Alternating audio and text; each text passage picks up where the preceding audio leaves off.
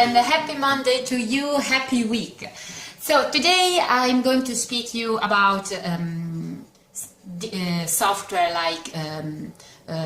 like Photoshop or Gimp and the difference between this kind of software and vector design software like Illustrator or Inkscape.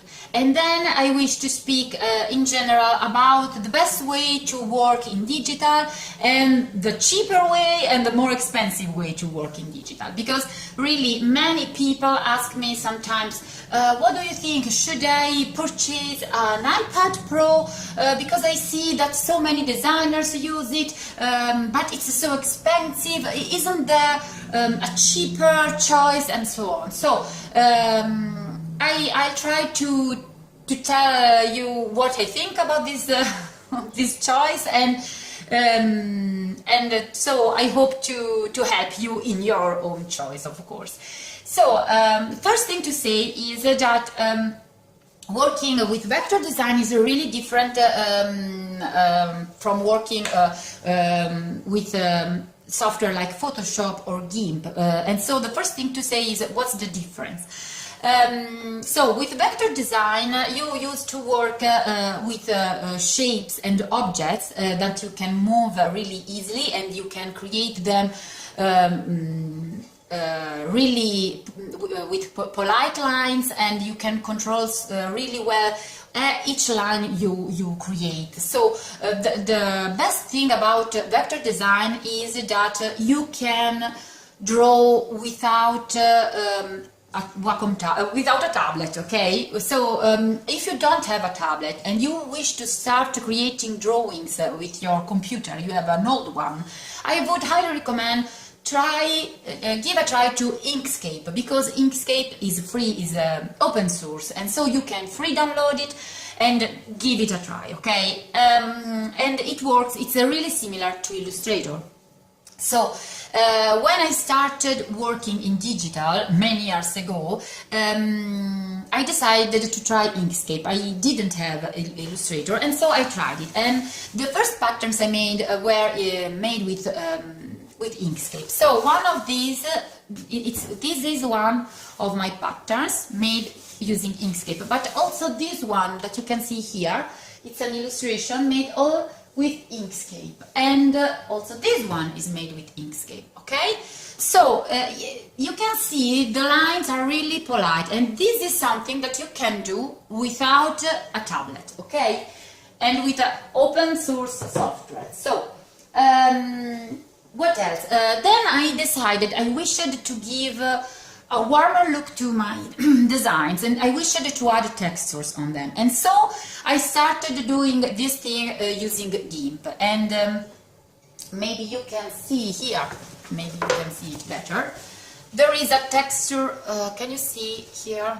I don't know. There is a texture on it. And so that I started adding textures using Gimp. Or here, maybe you can see because it's it's on the wall, but I created an effect like watercolor, and it's made using a brush, a sponge brush that is on Gimp, okay? Because Gimp, like Photoshop, is a software where you can change every pixel of your image using brushes that are so similar to real brushes, okay? So in this case I could give a look of watercolor to my design. So for many years I worked in this way for scholastic books, for Italian publishers. I used it to create at first the design with in vector design, and then I created all the more artistic effects, okay, with Gimp.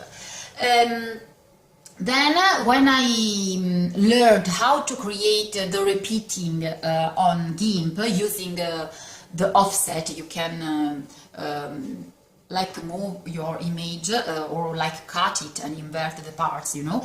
This is the offset. Creating the offset, you can in an easy way create a repeat patterns on Gimp. And what I love of Gimp is that I can draw freehand. So I am a link hand artist, okay? I use to draw with my left, not link. Link is in German, left hand, okay? I'm a left hand artist, and it was really horrible to have to work always with the mouse with my right hand, okay? So I was so happy when I started working with a tablet. My tablet is now about 10 years old. I can assure you that if you wish to start to create patterns or drawing in digital, you don't need to spend so much money, okay? I would recommend a Wacom tablet. You can purchase one little just for less than 100 euro, okay? 70 euro, okay? And so, and you can start. Or if you don't wish to spend this money, you can also just start drawing with Inkscape and create patterns using the mouse. For example, there is one artist I love really so much. It is Helen Dardick, and she works only with the mouse. She uses Illustrator. She has an iMac, okay, but she works with the mouse. She doesn't use the tablet, okay. So you can do it without the tablet if you wish. So what else? I found once there was a discussion on a group on Facebook about, but it's about someone asked, is Gimp really similar to Photoshop? So I have to say this thing. Probably on Photoshop you will have more brushes. Probably it is this way. Probably on Photoshop there are some tools that are not on Gimp. I don't use Photoshop. I used it the last time 10 years ago, so really I can't compare them. But I just wish to tell you that if you wish, you can just draw, create illustrations, and also work for publishers using free software. This is only the thing I wish to say. Because sometimes people think that professional illustrators can work only with the Adobe suite, okay? Adobe, how do you say it? Okay, with Photoshop or Illustrator. And I hate this thing, because why should we be obliged to use this software, okay? It's like if you say, okay, you can create watercolors and I publish them for you, but you have to use only Winsor & Newton watercolors, or only My Mary wash or acrylics. It's a stupid thing. I think that an artist can be free to work with the tools he or she wishes. And it happened to me on LinkedIn. Some people asked me, but how can you work with free software when publishers and companies use to ask me always for a PSD file, always for a file in, how do you say, AI? So the file of Illustrator and so on. Well, it's true. Sometimes it happened to me. They asked me for a PSD file, and I answered them. I have not it because I don't use Photoshop. So I asked for another kind of format, and they were happy and told me, okay, give us a JPEG, a PNG, and so on.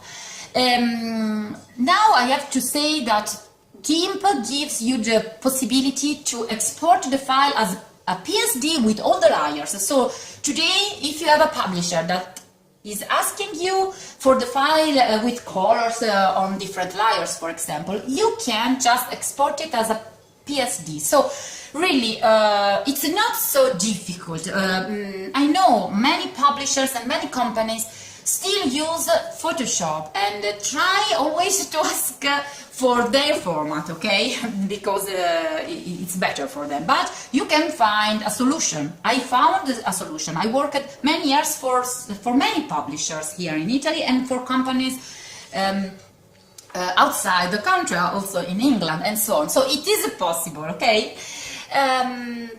So I have to confess that I would really like to have an iPad Pro. Oh, it would be so lovely to work with it and with Procreate. I know Procreate is a wonderful software. So, and maybe one day I will buy it. But for the moment I still try to use my old computer because with 4 kids, you know, I have always to spend so much money for them. So for the moment I'm just satisfied in this way. So it's all for today. I wish you a happy creative week. Bye bye.